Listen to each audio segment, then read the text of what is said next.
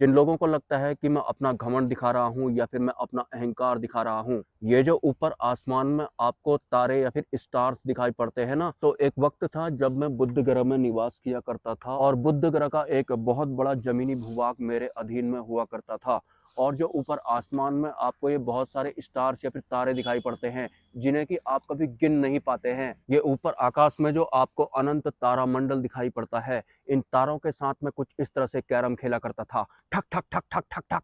लेकिन अंतरिक्ष में गति कुछ और हिसाब की होती है और इस पृथ्वी लोक में गति कुछ और हिसाब की होती है। बुध ग्रह का निवासी होने के नाते जब मैं इन तारों के साथ कुछ इस तरह से कैरम खेला करता था, तब से लेके आज तक वो तारे इधर उधर ही जाने में लगे हुए हैं, लेकिन उनकी स्पीड हमारे पृथ्वी लोक के हिसाब से खप गई है। और सुनो, ये जो पृथ्वी, अग्नि, जल, वायु, आकाश हैं, इन सभी से मेरी विनती है कि जहां से ये आए हैं, कृपया ये वहीं वापस चले जाएं। और ये जो हवा है ना, जिसे कि आप वायु कहते हैं, या फिर ये हवा अगर हमारे अंदर जाती है तो हम जीवित रहते हैं, ये हवा डेड होती है, इसमें किसी भी तरह के कोई प्राण नहीं होते हैं। आपको सांस खींचने के दौरान ऐसा लगता होगा कि हवा आपके अंदर गई है और हवा उसके बाद आपसे बाहर निकल रही है, तो आपने उनको सांस बोल दिया। वास्तव में इस हवा को खींचकर अपने अंदर भरकर हम जीवित नहीं होते हैं। या फिर ऑक्सीजन में भी किसी भी तरह का कोई प्राण नहीं होता है, ऑक्सीजन भी डेड होती है। जो वास्तविक प्राण ऊर्जा होती है ना, जिस वजह से हम जीवित रहते हैं, वो इस हवा को आधार बनाकर हमारे शरीर में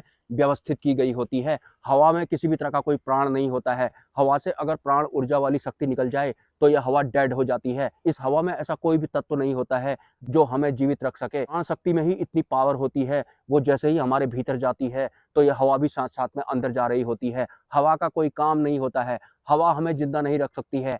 ऑक्सीजन की वजह से हम जिंदा नहीं होते हैं। अपने बारे में एक और वाक्य या फिर तथ्य मैं बताना चाहता हूँ। मैंने आज तक इस पृथ्वी लोक में जिस भी तरह के भगवान या फिर सूक्ष्म जगत की सत्ताएं सर्वाइव करती हैं, या फिर जिस भी तरह के देवी देवता होते हैं, हमने किताबों में देखा था या फिर टीवी सीरियल में ही क्यों ना देखा हो, मैंने उन सभी देव सत्ताओं के दर्शन किए हैं अंतर्ध्यान के दौरान, या फिर किसी किसी के तो मैंने साक्षात दर्शन भी किए हैं। और इनविजिबल वर्ल्ड की बहुत सारी शक्तियों से मैंने बात भी की है, उनकी आवाजें भी मैंने सुनी है। मैंने या फिर मेरी दृष्टि ने बहुत सारे लोगों की यात्रा भी की है, मैंने पाताल लोक की यात्रा भी की है। लेकिन मेरी इस यात्रा के दौरान मैंने एक चीज नोटिस की है, मैंने आज तक सभी उच्च स्तर की दिव्य ऊर्जाओं को देखा है, लेकिन भगवान शिव को मैंने उस हिसाब से आज तक नहीं देखा है। मैंने भगवान शिव को देखा तो है, लेकिन उस हिसाब से नहीं देखा है जिस हिसाब से अन्य सूक्ष्म जगत की सत्ताएं मुझे दिखाई पड़ी हैं। और हनुमान जी के दर्शन के बाद जब शुरुआती चरण में मैं ध्यान किया करता था, तो ध्यान की अवस्था में मेरी आंखों के सामने में एक बहुत ही बड़ा भयानक नाग मेरे सामने में खड़ा हो जाता था, जो कि एक दिन सीधे पाताल लोक गया था और वहां पर मैंने भगवान शिव को स्थापित देखा था। वहां पर मैंने ऐसे ऐसे जीव देखे थे जिन जीवों के बारे में आज तक मैंने सुना ही नहीं था। और वही जो नाग आंख बंद करने के दौरान मेरे आंखों के सामने में खड़ा हो जाता था, आखिरी बार वो मुझे खुली आंखों से भी दिखाई पड़ा था, और जहां वो गया था वही भगवान शिव की एक मूर्ति स्थापित थी। वो पाताल लोक वाले भगवान शिव थे। लेकिन उस दृश्य से मुझे एक सीख मिली, यानी मैंने किस लोक में ऐसी क्या गलती की थी कि मुझे भगवान शिव से माफी मांगनी है। उस दृश्य को देखकर मुझे ऐसा लगा, हालांकि मैंने भगवान शिव से माफी भी मांगी है, लेकिन मुझे इस बात की श्योरिटी मिल चुकी है कि किसी न किसी जन्म में किसी न किसी लोक का जब भी मैं वासी रहा हूँगा, वहां मुझसे कुछ न कुछ गलती जरूर हुई है, और उसका लिंक या तो नागलोक से है या फिर भगवान शिव से है, ये भी मुझे पता लग गया है। और इसी वजह से भगवान शिव के जितने भी दर्शन मुझे हुए उस हिसाब से नहीं हुए जिस हिसाब से अन्य देव सत्ताओं के दर्शन मुझे हुए हैं। हालांकि भगवान शिव को या फिर भगवान गणेश को या फिर माता आदिशक्ति को मैंने कभी भी क्रोधित स्वभाव में नहीं देखा है, मतलब मेरे खिलाफ क्रोध वाला भाव मैंने कभी नहीं देखा। माता आदिशक्ति को तो मैंने सामने से देखा है। और जिस दिन मैंने भगवान शिव को पहली बार ध्यान की अवस्था में देखा था, वो जहाँ पर ध्यान की अवस्था में बैठे हुए थे, और जैसे ही मेरे अंदर ये भाव आने लगा कि आज मुझे भगवान शिव के दर्शन हो गए हैं, तो भगवान शिव जहां पर थे वहां पर अचानक से कुछ गड़बड़ हुई थी। वो क्या गड़बड़ हुई थी ये तो मैं डायरेक्ट नहीं बताऊंगा। भगवान शिव के प्रति मेरा जो भाव था वो उस हिसाब का भी नहीं था। मे बी वो किसी भ्रमित करने वाली शक्ति ने मुझे वो दृश्य दिखाया होगा, जिस पर आज तक मुझे यकीन नहीं है कि भगवान शिव ऐसे कैसे हो सकते हैं।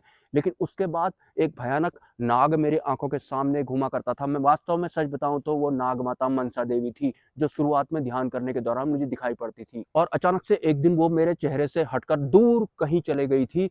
और वहां जाकर उन्होंने रूप बदल लिया था। लेकिन जहां पर वो रुकी थी वहां पर भगवान शिव की पाताल लोक के भीतर एक बहुत बड़ी जीवित मूर्ति मैंने देखी थी, जहां पर कि बहुत तरह के जीव सर्वाइव कर रहे थे, वो चल फिर भी रहे थे। और जो नाग कन्या मुझे शुरुआत में दिखाई पड़ती थी, उन्होंने ऐसे करके ही उनके तरफ इशारा किया था। हालांकि माता मनसा देवी का जो ह्यूमन फॉर्म में एक्चुअल फेस है वो बहुत ही ज्यादा सौम्य है, मतलब वो इतना ज्यादा लुभावना है कि मैं आपको बता नहीं सकता हूँ। लेकिन उन्होंने मुझे दिखाने के लिए इस तरह से भगवान शिव की तरफ को हाथ लगाया था, मतलब वो मुझे कुछ दिखाना चाहती थी, कुछ बताना चाहती थी। बाद में मुझे पता लगा कि शायद मेरे से कभी ना कभी कुछ न कुछ गलती जरूर हुई है। और मुझे इतना भी यकीन है कि जब मैं इस पृथ्वी लोक का वासी नहीं था, जब मैं किसी और डायमेंशन का प्राणी या फिर जीव हुआ करता था, वहां मुझसे कुछ ऐसी गलती हुई है कि भगवान शिव से मुझे माफी मांगनी है। इस वजह से मुझे भगवान शिव के बहुत सारे ज्योतिर्लिंग नॉन स्टॉप आज तक दिखाई पड़ते हैं, लेकिन आज तक मैं किसी भी ज्योतिर्लिंग में जा नहीं पाया हूँ। जो भी गलतियां मुझसे हुई होंगी भगवान शिव मुझे माफ जरूर कर देंगे, इतना तो मुझे यकीन है। लेकिन मुझे उसके लिए किसी न किसी ज्योतिर्लिंग में जाना जरूर होगा। मतलब जो भगवान शिव के 12 ज्योतिर्लिंग है, किसी एक ज्योतिर्लिंग में मुझे हर हाल में जाना होगा। और किस ज्योतिर्लिंग में मुझे जाना है ये भी मुझे दिखाया गया है, बहुत पहले मुझे ये दिखाया गया था। और आप में से कोई भी इस गलतफहमी में मत रहना कि जो ये यक्ष, गंधर्व, किन्नर, कुबेर, नाग, अप्सरा, यक्षिणी, योगिनी, भैरवी होते हैं, ये हमसे बिल्कुल अलग होते होंगे। कभी न कभी हम इनके लोकों के वासी भी रहे होते हैं।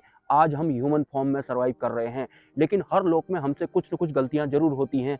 आज इंसान के तौर पर हमसे इस भौतिक जगत में भी बहुत तरह की गलतियां होती हैं, तो मे भी हमसे किसी दूसरे लोक में जब हम रहे होंगे वहां भी गलतियां जरूर हुई होंगी। और जब भी किसी दूसरे लोक के प्राणी से उसके लोक में कुछ गलतियां हो जाती हैं, तो उसको सजा के तौर पर इस ह्यूमन फॉर्म में यहाँ पर मनुष्य के रूप में भेज दिया जाता है। और मनुष्य के रूप में सर्वाइव करने के दौरान भी उसका जो जीवन होता है वो अलग थलग जैसा ही रहता है। मतलब वो आम मनुष्यों से साइड साइड में ही रहेगा, उसका किसी भी मनुष्य से बात करने का मन जैसा नहीं करता है, उसे कोई अच्छा लगता ही नहीं है। भगवान शिव से जिसका लिंक होता है ना, उसे पेड़ पौधे या फिर जंगल, पहाड़, ये सभी उसे अच्छे लगते हैं। उसे बाजार या फिर शॉपिंग मॉल, इस तरह की चीजें उसे बिल्कुल भी पसंद नहीं आती हैं। और भगवान शिव से जिनका लिंक होता है उन्हें नाग वगैरह भी बहुत ज्यादा दिखाई पड़ते हैं। और मैंने नागों को तो अपने स्थान पर बहुत तरीके से लीलाएं करते हुए देखा है। और इसी के साथ में एक वॉल्फ जैसा ब्लैक कलर का डॉग भी मुझे अक्सर दिखाई पड़ता है, जो मेरे को देखकर क्रोधित बिल्कुल भी नहीं होता है। लेकिन जब भी मैं प्रॉब्लम में होता हूँ, अपनी आंखें बंद करता हूँ, तो वो जंगल से निकलकर बाहर को आने लगता है। और जैसे ही मैं शांत हो जाता हूँ तो फिर वो वापस चला जाता है।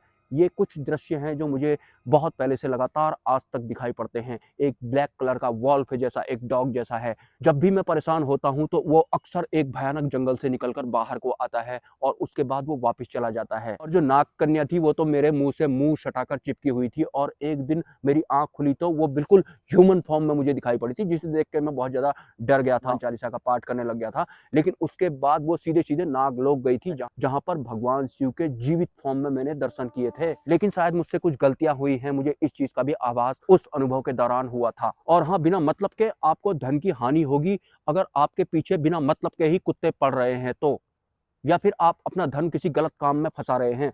ये मैं आपको एक सपने के बारे में बता रहा हूँ, सॉरी सपने के बारे में नहीं, रियल लाइफ के बारे में बता रहा हूँ। अगर बिना मतलब ही आपके पीछे कुत्ते पड़ते हैं तो आप समझ लेना कि आपका जो धन है बिना मतलब के ही कहीं ना कहीं जाने वाला है, मतलब वेस्ट जाने वाला है।